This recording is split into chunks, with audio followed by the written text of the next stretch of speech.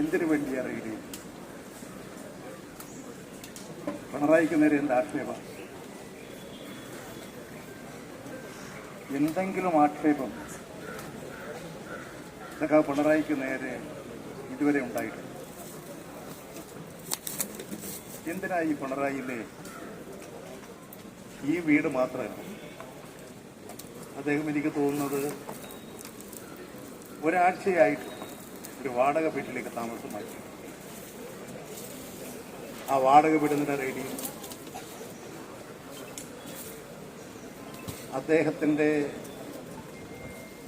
മകളുടെ ഭർത്താവിൻ്റെ വീട് ഇവിടെ ഒരു IPS ഓഫീസറായിരുന്നു. അദ്ദേഹം പണ്ട് കണ്ണൂരിൽ പോലീസ് സൂപ്രണ്ടായി പ്രവർത്തിച്ച ആളാണ്, SBI.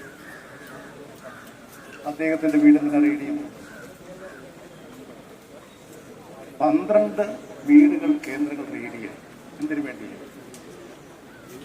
എന്താക്ഷേപം? ഒരാൾക്ക് നേരെ ഒരു നടപടി സ്വീകരിക്കണമെങ്കിൽ